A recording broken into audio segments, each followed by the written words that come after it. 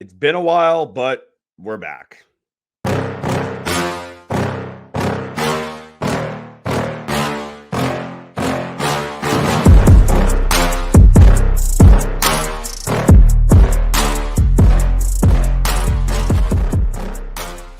What is going on, everybody? Welcome back to the most authentic place in sports, the Sports Headline Show. I'm your host, Sean Davis. Welcome back. We're back on the channel. Gonna try to put out at least 1 to 2 videos a week now. Yeah. Hope everybody's doing all right. We are in the thick of the NBA season, so I thought it'd be fun to sit down and put the top, or rank rather, all 30 NBA head coaches in a tier list. So with that being said, let's get into it. All right, so as you see here, we have 7 tiers. I'm gonna get the left because I have my monitor right here. We have the elite tier, the best of the best. We have the great tier.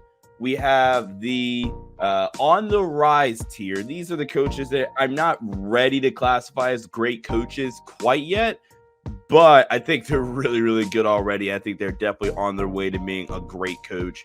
You have like your average coaches. These are probably coaches you can still probably win a championship with, but they're not ceiling raisers. But they're not necessarily like floor. They're not going to tank your ceiling either. They're just average. They're fine. If you can replace them, you're in a good spot. But there's worse coaches to have, obviously, hence why they're right dap here in the middle. Then you have the on the bubble coaches. These are kind of the coaches that I'm not really sure what to do with. I don't think they're like bad or going to get fired next season, but I don't think they're on the rise or great coaches. So they're on the bubble. I'm just not quite sure what they are. Then we have bad coaches. These are like just legitimately just bad NBA coaches. And then we have fired at the next season. These are the coaches I think basically like no matter what happens this season, I think they're going to get fired. So without further ado, let's get started.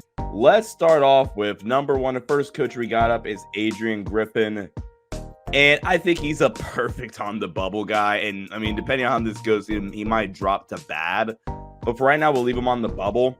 What's going on in Milwaukee is kind of a mess. They're winning, but it's low-key a mess in Milwaukee right now. I don't think he's this great X's and O's guy.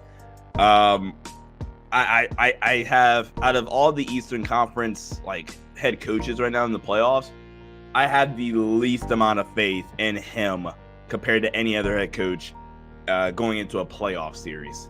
And that sucks. That sucks if you're a Bucks. That sucks if you're Giannis and you're Damian Lillard.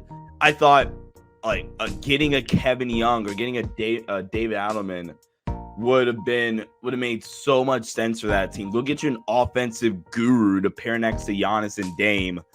And instead they got like a dude that potentially can be like floating between one of these 2 tiers. But right now, I think he's in one of these 2 tiers, depending on between on the bubble and bad, depending on how the rest of this list shakes out. Next up, we have Billy Donovan. Billy Donovan's an interesting one. I think I'm gonna put him at the top of average. I think he is I think he does a bunch of stuff. Well, I think he is a really, really good like tactician, especially on the offensive end. The stuff they run offensively, especially out of their 5-out series, the way like that first year, he was really able to maximize that Lonzo, DeMar, and Zach LaVine group. Was really, really fun to watch. And then Lonzo got hurt, and basically ever since then, it's been a downward spiral for the Chicago Bulls franchise. I think he's here. I think in a really good season, he could be like at the end of that tier. I think we've seen really positive. Maybe I will move him up. We'll see. I think we've seen really, really good coaching performances from Billy Donovan in the past. That thing might like give him a spot up here at the very back end of this great tier. Next up, we have JB Bickerstaff. I think he's the epitome of average. I don't think he does anything great. I think he's a coach that they're winning, so they're not going to fire him. And rightfully so. Like, I get it. It's really hard to like fire, especially in Cleveland, right? There's no pressure right now because Bron's not there. Small market team. Like you live with these average coaches. Next up is Joe Mazzulla. I think he's the real epitome of on the bubble. If JB Bickerstaff is the epitome of average, Joe Mazzulla is the epitome of on the bubble. Now, granted, all they've done since he's been there is win. I just don't trust him in the playoffs here. I don't trust him against a Nick Nurse, against a Rick Carlisle, against a Spo, obviously. So I think as a tactician, a playoff series, I think as a scheme designer and as a guy to make like scheme adjustments in a playoff series, I think we saw that kind of lacked last season. Hell, you went 6 games with the Hawks. Spo coach circles around you. It's Spo, so I get it, but I don't know. He's had a good year. Maybe he could bump up to this average tier. I'll give him the benefit of the doubt. All they've done is won. We'll move him up to average for now.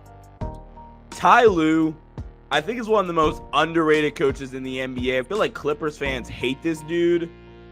I put this dude in the league. I think he is one of the 5 to 7, and maybe that's more like this tier. I think he's a top 5 coach. If he goes out of the 5, that I'll put him at the top of grade. But I expect him to be right up here once we're all said and done amongst the 5 to 7 best coaches. 4 to 5 or so best coaches in the NBA. What Ty Lue has been able to do with that group, just maximizing that skill set. And he has good pieces, sure, right? But I think when you look at coaches that I want to have on my team for a playoff series, Ty Lue is right near the top of that list. And I'm not going to lie, basically all these elite coaches, I feel really, really good about getting me to a playoff series. So with Ty, great stuff offensively. He has good players, again, sure, but they legitimately run great stuff. You're going to have a good defense with Ty as well. I feel really, really good about having Ty Lue. Championship at coach 2. Next up, Taylor Jenkins. I think the last playoff run, last year, that playoff series, losing to the Lakers, I thought Darvin Ham, we're going to get to him in a second, Laker fans, I thought Darvin Ham coached circles around him. I don't think it was close.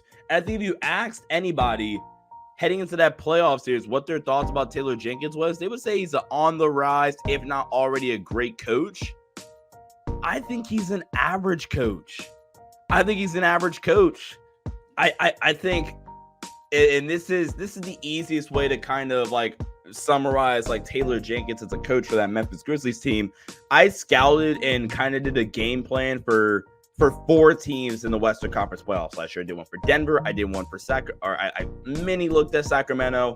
I did one for Golden State, obviously a little bit more of an extensive one. Sacramento was more like a peak. I did an extensive one for Golden State, and I did a pretty extensive one for Memphis. And out of all 4 teams, Memphis was easily the most predictable team on both ends of the floor. Right now, when you're good at said predictable thing, and when you're elite at said predictable thing, that's not necessarily a bad thing, right? You're playing into your strengths, if you will, right? But when a team is able to get you off of said predictable thing and counter that, you have to have another punch to go to, and that's something I feel like the Budenholzer tree in general, Budenholzer, Taylor Jenkins, Darvin Ham, I think they all suck at that. I think if you're able to get them away from what they're good at,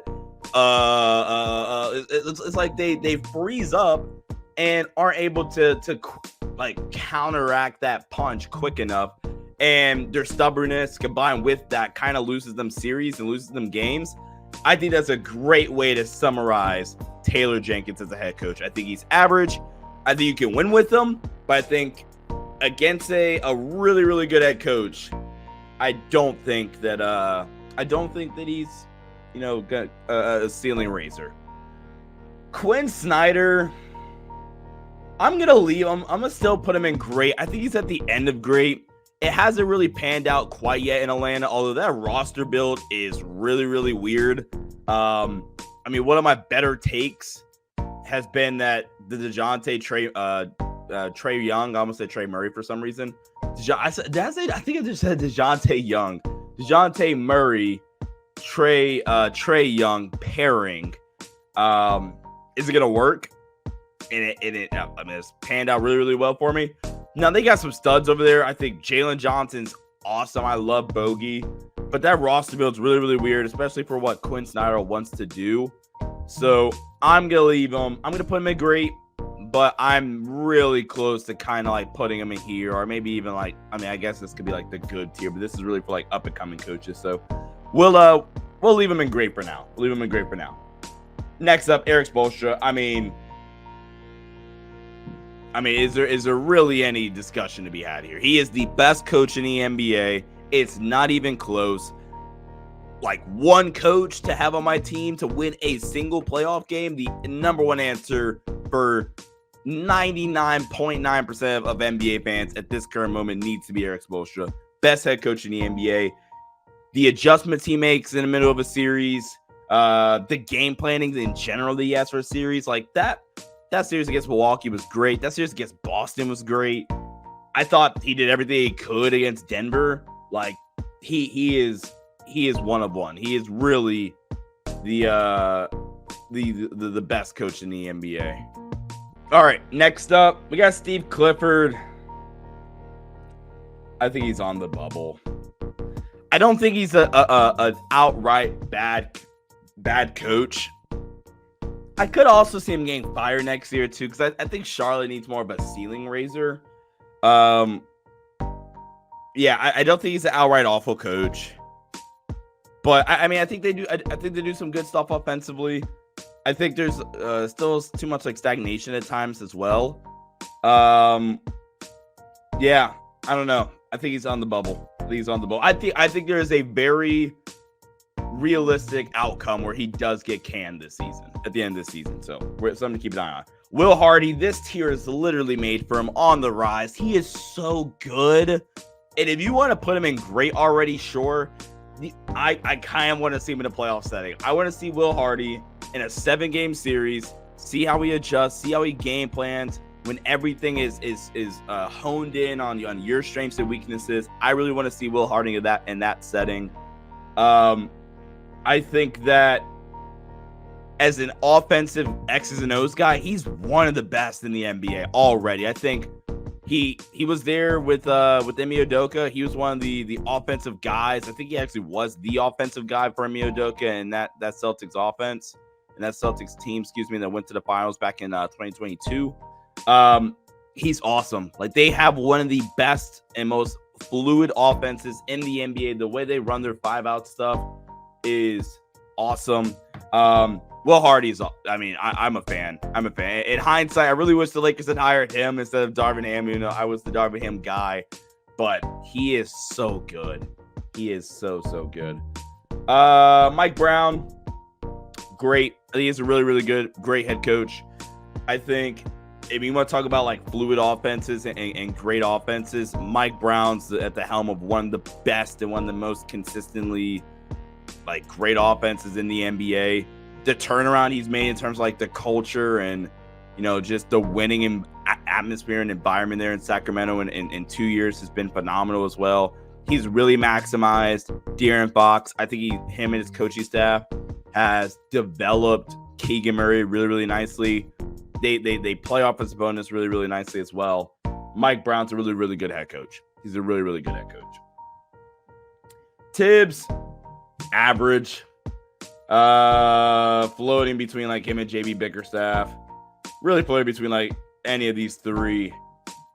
I think for right now, I guess I probably stick him in between Mazzulla and Bickerstaff. I just don't really trust Tibbs come playoff time. Good defensive coach. I think they've improved a lot offensively this year. Last time I checked, he has some Tibbs tendencies. I think we all know what I'm talking about. So, yeah, I think he's a fine coach. He's a fine coach. Darvin Ham, great, obviously, right? No. I think he's bad. I think he's a bad head coach. I think that there's a few things you need to have to be a good head coach, right? I think one, you need to have like some semblance of accountability. For one, you got to know like when your shit stinks. And for two, like I think it just helps you relate more to your players. Because like then if like we're saying, oh my, like, oh man, AD be better, or Austin D, player, whatever. The list goes on and on. But if like you're not able to like say, all right, cool, you know what, like you got to be better at X, Y, Z, but like I as a coach, like in the press conference, I as a coach, I got to do better at adjusting to what they did, or I got to be better at calling sets for Anthony Davis, etc. I think that makes you way more relatable to your players. It makes you look better as a coach. I think some of the mistakes the Lakers make are just like so like obvious, like fixes, and the Lakers will fix it, and then they'll go away from it. It's like, no. Do the thing you just did 12 straight times that worked. Don't go away from it. And the Lakers are the team that says, nah, we're just going to go away from it. And that's Darvin Ham. And I think the last thing I'll say, I don't want to go too long on Darvin. I've kind of been flying through a lot of these coaches. I think Darvin Ham, one of the Lakers' biggest problems right now, one of my biggest frustrations with this Lakers team currently is their lack of urgency, the lack of a sense of urgency with this Lakers team. I think it starts from the top, and I think that is Darvin Ham. All right, let's see here. We got, who do we have here? I'm trying to. There we go. We're back. We got Jamal Mosley. We got Jamal Mosley with the Orlando Magic. I think he's on the rise. I think he's either on the rise or he's like at the top of average. But I think he's done a phenomenal job this year, just with player development by itself. I mean, really since he's been there, like they've had like pretty solid defenses too. They've dealt with some injuries, but I'm really excited. I really hope. Let me check the standings here really quickly. The Magic are the 8th seed. They've fallen off just a little bit. I mean, it was one point they were like in the midst here. I think right now this is probably where they realistically are, like an 8th seed, in the midst of trying to like catch Miami or whatever. The 2 games back right now, but I'm excited to see Orlando in the playoff setting. I think Jamal Mosley's done a really good job of setting the culture and setting the foundation here in Orlando. And I think Orlando's a year away. I think Orlando's like a year or two away from being like in here, and like 2 years away from being like okay, like this team could get to the Eastern Conference Finals. But shout out to Jamal Mosley. They got to get some more offensive punch in there. But I think he's on the rise. Right now. Jason Kidd, I don't think he's a great coach. I think he's probably at the top of average. Right around Billy Donovan, maybe right behind Billy Donovan. I think J Kidd, like you can win with him. I definitely think you can win with him. I don't think he's great. I think with the pieces though, they run okay stuff offensively. Defensively, I think with the pieces, he can like scheme up some all right defenses, especially in the playoff series. I think what they did on that Western Conference Finals run a few years back was really impressive.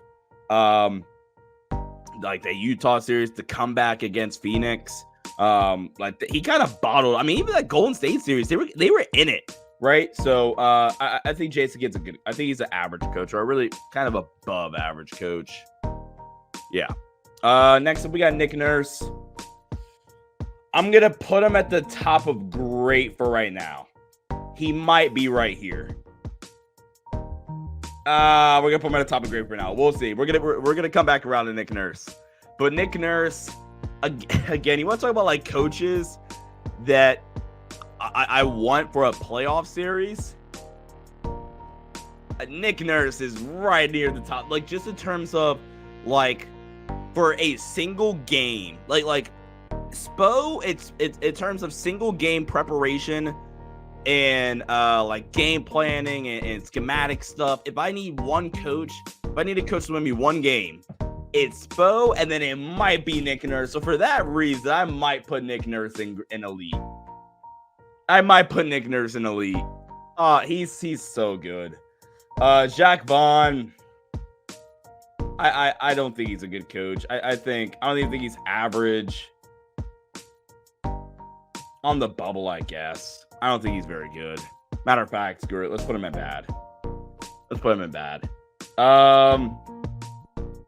Let's see who else we got here. Come Do I not have Chauncey? No, I do have Chauncey. Okay. Michael Malone. Elite. He's an elite head coach. I think he stuck it out here in Denver. I mean, him and David Adelman, who I think if David Adelman, the assistant head coach here in Denver, when David Adelman gets a job, I think he's going to be another great head coach as well. But Michael Malone, again, talk about being a tactician, the adjustments he makes in the middle of a given series. He's awesome. That staff is awesome. Their offense. I think Michael Malone is kind of like in the period of his career where like Spo was at back in Miami, where I think when you try to give Michael Malone credit, I don't want to see an ad right there. When you try to give Michael Malone credit, I think people revert to saying, "Oh, well, why give Michael Malone credit? They're playing Jokic ball," or like you heard it back in Miami. Oh, why give Spo credit? They're playing LeBron ball. Well, I mean, are we penalizing them for playing through their best players?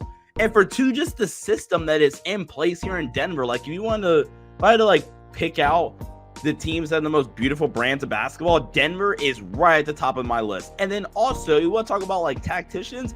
What Michael Malone's been able to do on the defensive end of the floor as well as a coach, building a defensive scheme around Nikola Jokic as his big, when like notoriously speaking, you need like a dominant shot blocking rim protector.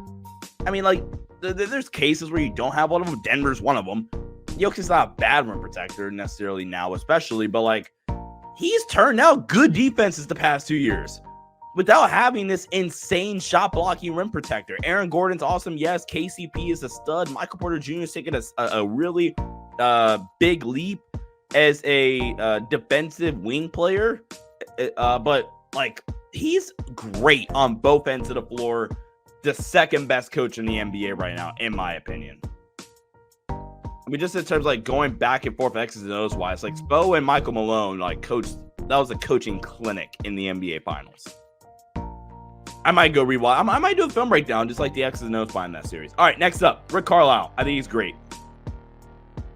I think he's one of the best offensive scheme designers in the NBA, right? I think, especially for if you have a ball dominant guard, if I'm a ball dominant guard, there are very few systems I want to go to more than a Rick Carlisle led system. It worked in Dallas even without Luka, like he coached high end Dallas Mavericks teams. When he got Luka, they had a very potent offense. And then now with Tyrese Halliburton, they have the best offense in the NBA. Rick Carlisle is a really, really good head coach. He's a great head coach. Willie Green, I'm gonna put him still like at the back of on the rise. I think he's had good moments. I think the playoffs against Phoenix, like that was a really impressive moment for me. Where I thought he coached his butt off. No Zion in that playoff series either. I want to say was Brandon Ingram hurt too? I can't recall. And then last year was a train wreck for New Orleans. But if you want to keep it like 100% honest, right? Like that team, they kind of just exploded. Like they just exploded on themselves because of injury. But now they're starting to get healthy. They're the fifth seed in the Western Conference right now. They're 2.5 games back of 4. They're playing really good basketball right now. I think he's a pretty good, like above average, like right above this tier. Maybe I'll put him above Jamal Mosley because he has the playoff experience. But yeah, I think he's a coach on the rise. I think they made the right decision to bring him back and let him get a full season with a healthy squad. Monty Williams, I think is Monty Williams like I think it's maybe safe to say Monty Williams is a Kevin Young merchant. Kevin Young, I think, really was pulling the strings behind that offense. I don't think Monty's a bad coach, but I think it's safe to say he's not a great coach. We have Darko Rajakovic. I think he's on the bubble. I just compare. I'm pretty confident Adrian Griffin's a bad coach. I think you have to see it in a playoff setting. I just don't know about Darko yet. I just don't know about Darko. So Darko, I'm gonna put it on the bubble. I think the players play hard for him. I think he's got the locker room right now. Schematically, I didn't notice anything like too spectacular from him. Again, I'm just gonna put him on the bubble. Put him on the bubble right now. Ime Udoka, the backup, great. I mean, not fire next season. I don't know. Udoka's kind of a weird one still. I think he can lead great defense. You want to talk about weird roster construction? Houston kind of has like 5 good dudes, I feel like, and they have a bunch of hot mid on that team. I'm not gonna lie. So Udoka in a really good situation, I think can be. I mean, we saw it, right? He coached that team to an NBA Finals, 2 games away from winning a finals appearance. Finals.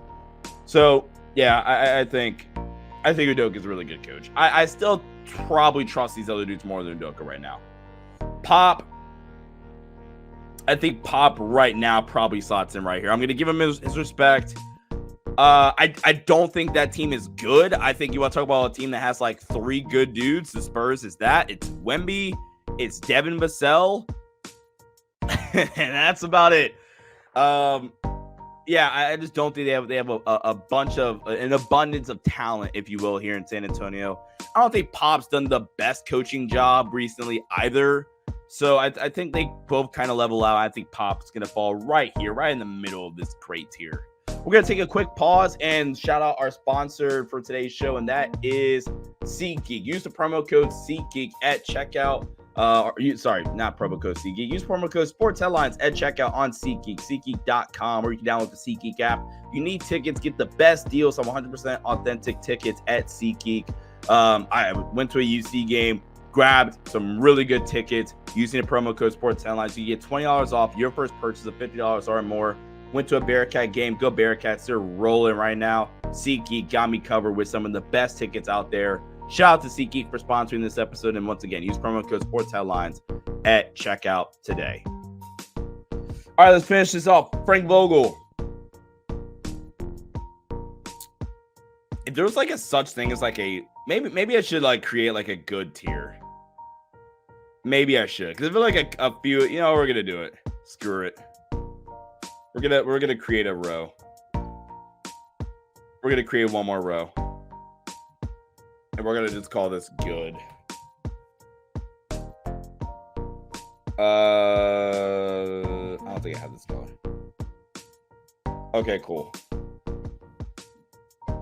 Okay, so now with that being the case, we're gonna throw Frank in this good tier. We're gonna drop Quinn, and we're gonna drop Emmy. Okay, cool. Yeah, I still feel good about this. I feel good about this. So, hold on, look at average coach. Yeah, I feel good about this. So, Frank Vogel, I think, is one of the best defensive minds in the NBA. Like, if I look at this list, defensive minds, Frank Vogel is like got to be top 5. I think he's done a fairly all right job in Phoenix. Like, Phoenix just has to get healthy, but they don't have like these great defensive pieces in Phoenix. So I think Frank's in kind of a tough spot, kind of like he was at the end of his Laker tenure. But I do think Frank Vogel is a good head coach. You can win an NBA championship with him. I think in a playoff series, he can scheme his ass off. We've seen it in Indiana with the Lakers. Frank Vogel's a good head coach, not a great head coach. That's why I made this tier. I don't think he's an average coach. I don't think he's a great coach. So I think I'll put him right here. I feel a little bit better about like having a Quinn Snyder here too. Mark Daigneault. I'm gonna get some flack for this, but oh my god, I love Mark Daigneault. I'm gonna put him here. I think he's the coach of the year. I think they run the best stuff in the NBA. Okay, let me backtrack. I think they run some of the best stuff in the NBA. Like he's a really good offensive mind. I think that they the defense he's put together, you know, with Chet and the crew that they have there. I mean, I don't put him here yet, and I'm actually gonna put him maybe behind Mike Brown for now. But like one good playoff run, and I'm here, man. He's so good. He's so good.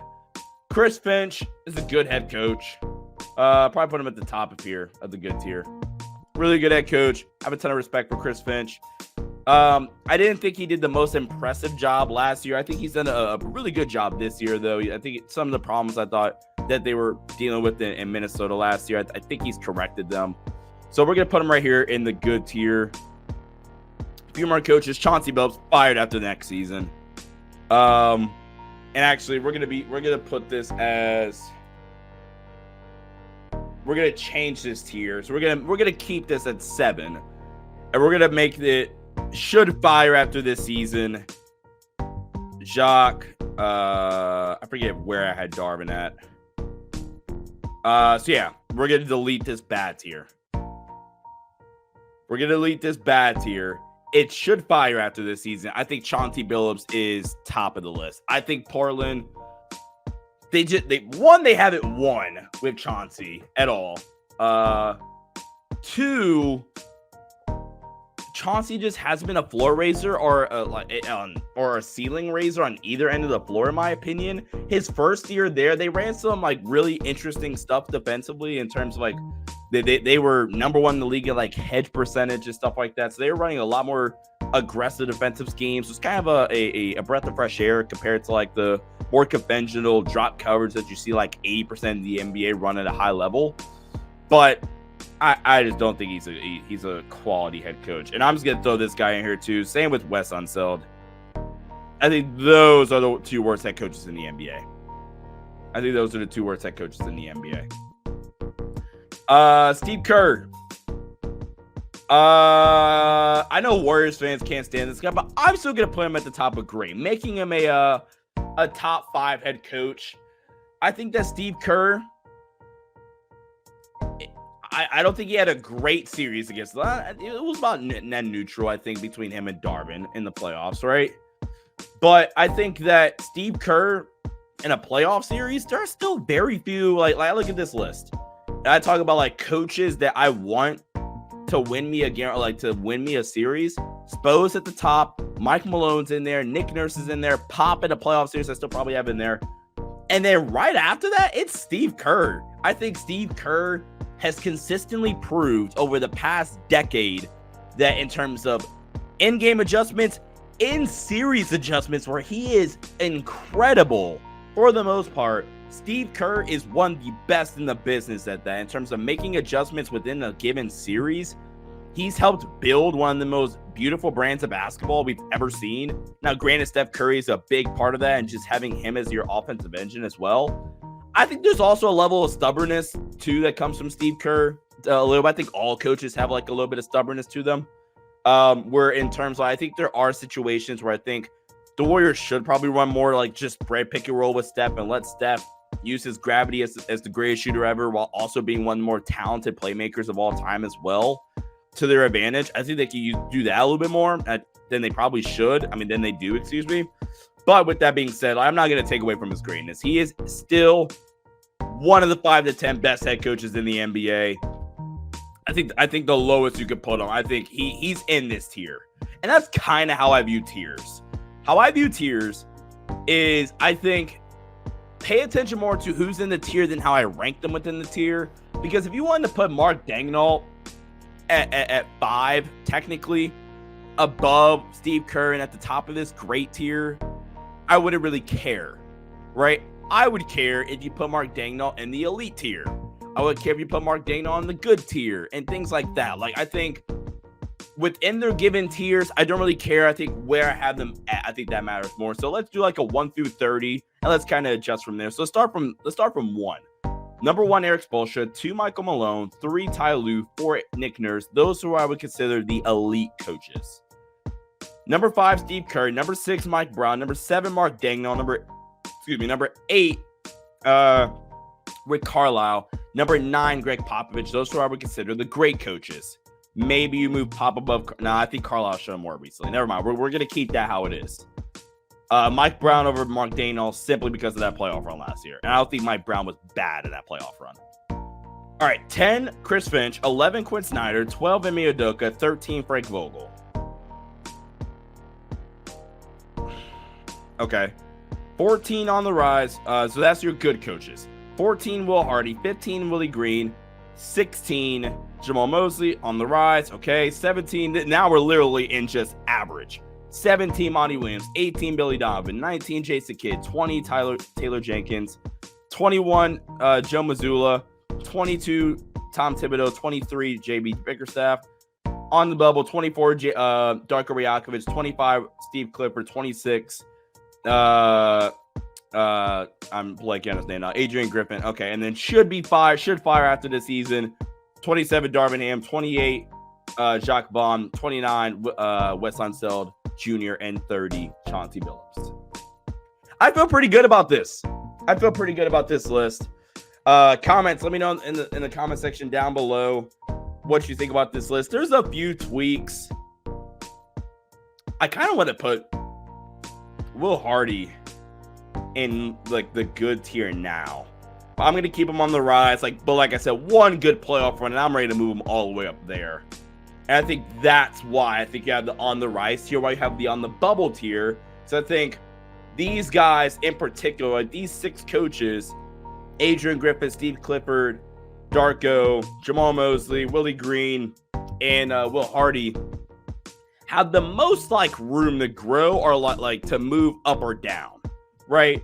I think now more so up for the on the rise coaches. I think Will Hardy with a good playoff run can go from here to like in the middle of the great tier, right? Or like they make the playoffs and he like coaches his ass off of the conference in the playoffs, and I think you can move him in the great tier.